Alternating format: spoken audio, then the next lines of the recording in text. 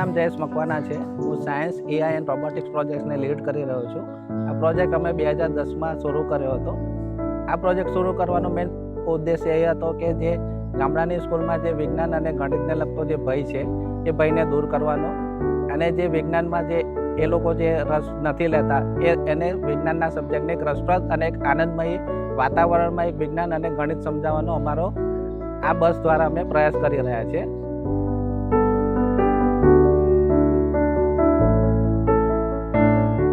Science AI અને robotics જે શિક્ષણ અમે આપી રહ્યા છીએ ગામડાની સ્કૂલોમાં, તે વલસાડ જિલ્લાના છેવાડાના ગામ સુધી છોકરાઓ સુધી પહોંચે અને છોકરાઓ વિજ્ઞાન અને ટેકનોલોજીમાં આગળ વધે, મજા લે અને મજા સાથે એ લોકો વિજ્ઞાન ભણે।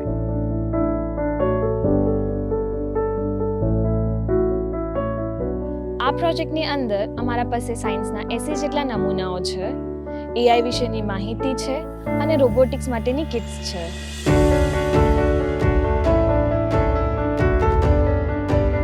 આ બધાનું પ્રદર્શન અમે સ્કૂલમાં જઈને કરીએ છીએ।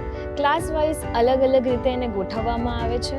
છોકરાઓ ત્યાં આગળ આવી એ નમૂના વિશે પૂરેપૂરી માહિતી લે છે, જેનાથી બાળકોને હેન્ડ્સ ઓન એક્સપિરિયન્સ થાય છે અને એ લોકો એક્ટિવિટીમાં વધુ ઇન્વોલ્વ થાય છે અને એ લોકોને ખૂબ જ મજા આવે છે।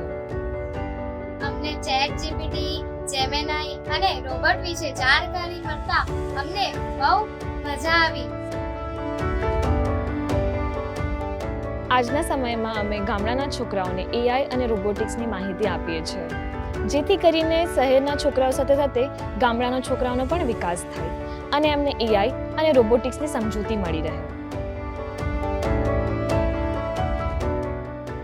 બાળકો જાતે રોબોટ એસેમ્બલ કરે છે અને એથી એમનામાં જિજ્ઞાસા જાગે છે કે રોબોટિક્સ શું છે અને કેવી રીતે ફંક્શન કરે છે। મારી સ્કૂલમાં સાયન્સ ફેર છે, તેમાં પ્રદૂષણ ઓછું કરવા માટેના થોડાક ફાયદા બતાવો।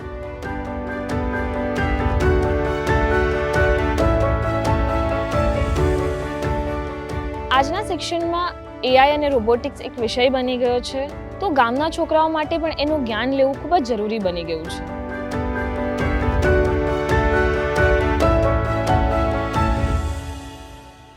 સાયન્સ ઓન વ્હીલ્સ દ્વારા અમારો પ્રયત્ન છે કે અમે ગામડાના બાળકોમાં એઆઈ અને રોબોટિક્સ વિશેની માહિતી આપીએ અને એમનામાં જિજ્ઞાસા વધારીએ।